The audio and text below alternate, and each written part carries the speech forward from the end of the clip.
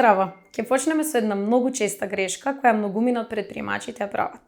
Мислат дека за да добијат фидбек за продуктот, потребно е на нивните клиенти да им покажат една убава PowerPoint презентација, например, за тоа колку нивниот продукт е убав. Односно, тргнуваат со претпоставка дека ги знаат потребите на потрошувачите и сега останува да им покажат само неколку слайдови, а тие пак ќе скокаат од среќа прашувајќи ги каде да го купат производот. Сепак, тоа што де факто го имаат се само неколку претпоставки за тоа кои се нивните потрошувачи, кои се нивните потреби и слично. Меѓутоа, кога презентирате, вие зборувате, не учејќи ништо за другата страна. Аналогно на тоа, одговорот на прашањето дали ти се допаѓа мојот продукт може да биде во стилот да, тоа звучи супер, ама не е оно што го барам. Или како што знаеме да кажеме додека купуваме, а не сме сигурни. Доколку работите денес, ќе поминам после. Победнички пристап е оној каде разговарате со потрошувачите и тоа со отворени прашања. Така дозволувате потрошувачот да зборува, а вие да научите нешто. Пример за отворено прашање е: доколку имате магично стапче и можете да промените 3 работи поврзани со паркингот во нашата држава, кои би биле тие? За да не ви биде убиена идејата при презентација, потребно да изградите конекција со потенцијалниот клиент. Таа се гради преку емпатија, односно посочување на проблемот кој сметате дека го има клиентот. Најчесто ова се прави со едноставно прашање. Предпоставувам не сакате да вртите 10 кругови со вашиот автомобил за да најдете паркинг. Ова прашање е пример за мобилна апликација која нуди онлайн паркинг резервации и сака да го потенцира проблемот. Потоа, тој проблем треба да биде потврден од потрошувачот и со тоа вие ќе се чувствувате разбрано, но и вашиот потрошувач, или сте изградиле емпатија. Сега веќе потрошувачот е спремен да слуша и вие може да го презентирате вашето решение. Најдобро е преку почетокот на реченицата. Замислете да постои целосна онлайн резервација на паркинг, која заштедува време и живци. И потоа чекате. Тој треба да го потврди ова со своето движење, со својот body language. Да, доколку имаме нешто вакво, јас би бил многу заинтересиран, би рекол потрошувачот. Тогаш и само тогаш представете го вашиот продукт или презентација. Речете, го разбирам твојот проблем и решението кое што го побарувате, ние токму го развиваме. Што мислите за овој производ? И започнете да раскажувате. Доколку добиете и уште ентузијастичен одговор, кажувај каде може да го купам, слободно продолжете со презентација. Ова е барање на проблеми и потреби и решенијата кои може истите да ги решат. Не е пријатно да се одбие вашата презентација, но верувајте е уште пострашно да направите производ или апликација и да сватите после инвестицијата дека е непотребна. Затоа подобро да ве прекине вашиот потенцијален клиент. Демо верзијата е едно вакво решение. Односно, тоа е првична верзија на производот која е едноставна, но ги рефлектира потребите и желбите на клиентите. Или по-конкретно клучните бенефити од користење. Воспротивно само си трошите време. Работите со сати на нешто што ве задоволува само вас, а не знаете дали тоа се поклопува со клиентите. Секој првичен производ или презентација мора да дојде откако ќе ги пронајдете потенцијалните потрошувачи за производот. Тој мора да ги отсликува желбите на потрошувачите и решението за нивните проблеми. Во текот на разговорот креирајте интерес. Прашајте, а што доколку може да се случи ова? И ако добиете договор, вау, да, токму тоа ми треба, веќе го имате интересот на потрошувачот. Потоа велите, ние мислиме да го постигнеме токму тоа на овој и овој начин. Најдобро е самиот интервјуиран потрошувач да побара, да види дали работите на нешто, па потоа да му презентирате. Тогаш, конечно ќе презентирате.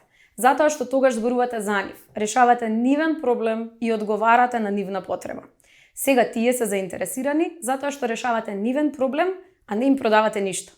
Кога правите интервју заедно со некој друг од вашиот тим, бидете подготвени. Направете план со прашања, поделете улоги и усогласете се. Најлошо е да изгледа како да го бомбардирате тој што го интервјуирате и не знаете каде да го водите разговорот. Не предпоставувајте дека знаете се. Доколку не сте дел од одреден таргет пазар, најверојатно не ги разбирате потребите на тој пазар без да прашате. Например, ако имате производ наменет за жени од 30 до 35 години, а вие сте млад предприемач од 20 години и маж, најверојатно не знаете што сака вашиот потрошувач. Зборувајте, заинтересирајте се, прашувајте за нивните навики на живење, нивните секојдневни фрустрации, што мразат, начините на кои купуваат и желбите кои потајно ги имаат. Само така ќе знаете како да го комуницирате вашиот продукт и поставите одлична маркетинг кампања. И да, потрошувачите лажат. Доколку сте шармантна личност, луѓето ќе сакаат да ви го дадат вистинскиот одговор, дури и тогаш кога не е точен. Тоа е најлошо за еден предприемач, да добиете лажно да. Потрошувачите ќе ви кажат дека производот е прекрасен и дефинитивно би го купиле.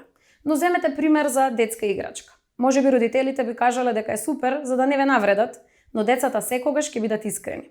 Ако не им се допаѓа, нема да играат. Затоа барајте луѓе кои се искрени или оние кои што сами се нарекуваат критичари. Така ќе дознаете повеќе. Подобра е искрена критика отколку убава лага.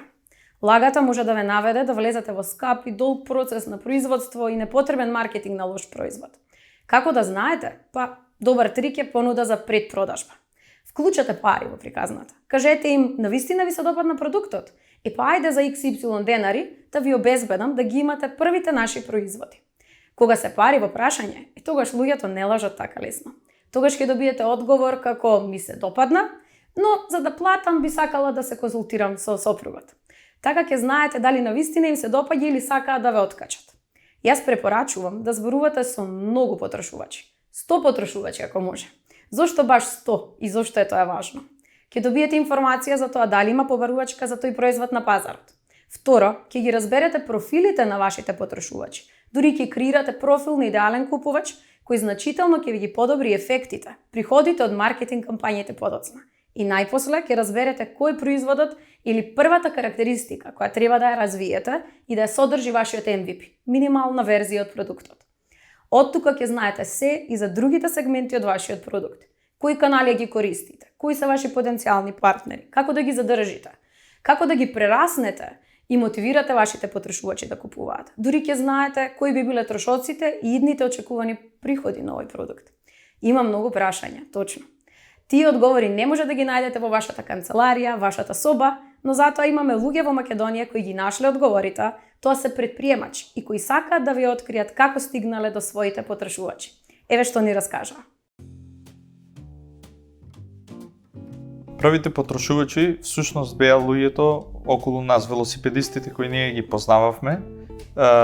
Направивме некое истражување, анкети испративме, разговаравме со луѓето околу нас и добивме одличен фидбек за функционалноста Keep Me Safe. Тоа е всушност функционалноста која испраќа SMS порака до emergency контактот.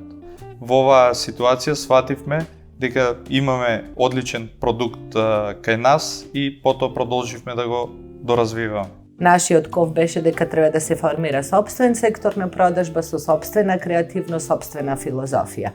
Благодарение на креативниот дел на тимот од продажба, кој што континуирано се надоградува и во овој момент прилично е стабилен и етаблиран, се прават анализи и испитувања кои се потребите на пазарот, потребите на нашите купци. Ние покрај тоа што пласираме сопствен бренд и сопствен производ, често пати ги извршуваме потребите на брендот на крајниот купец, значи ги извршуваме потребните задачи за нивниот производ, меѓутоа предноста наша е што извезуваме сопствен македонски производ, производ кој што има зголемена додатна вредност и на тој начин можеме да добијаме повеќе воздух во морето, како риби, за да можеме да имаме доволно кислород, за да може да имаме развојна политика за компанијата. Константно истражувате и учите нови работи за нивните потреби, со цел да ги доведете од потенцијален корисник во корисник кој што плаќа за користење на вашиот продукт.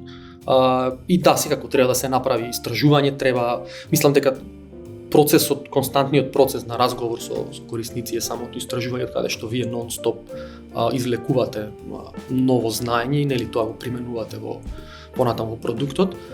Мам тест е една од книгите по која што делумно се водевме, постојат доста други книги, литература по интернет, доста материјали на оваа тема.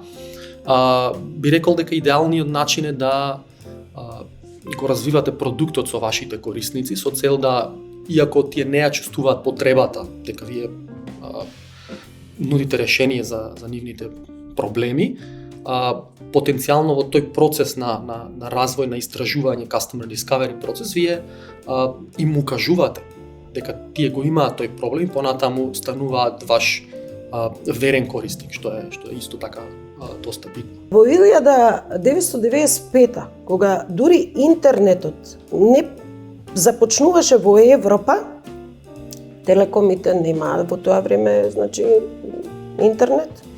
Ние донесовме сателит, кој што го инсталиравме овдека, директно се врзавме со Америка и бевме први, направивме презентација на саем за интернет. Значи, стапивме во врска со еден колега од Америка и сите некако не им беше јасно што уствари ние правиме. За да, после да ви кажам, немаше година, тоа стана бум. Самиот продукцијски процес опфаќа неколку фази. Така да уште во најраната фаза, веќе ние кога имаме некаков соодветен визуелен дел за самите анимации, односно storyboard, тоа е некоја минимална верзија на самата епизода, односно серија која што треба да се isproducira, веќе ние имаме истражуваме, го испитуваме пулсот, реакцијата на самите деца во однос на самата анимација. Дали е тоа прифатливо, дали буди некаков интерес кај тие деца, дали треба нешто да се промени во понатамошниот развој и слични некои испитувања. Во однос на самите производи се креираат првенствено не финален производ, меѓутоа производ превју, кој што може првенствено доаѓа како концепт во наративна форма. Тоа дали го читаме, го прераскажуваме на некој начин да видиме дали буди интерес и тогаш уствари заклучуваме ние дека го имаме вистинскиот производ. Во суштина и така практично ги одредивме самите гласови на карактерите во анимираната серија Биби и Боби. Што чекате? Излегувајте низ врата и дознајте повеќе за вашите потрошувачи.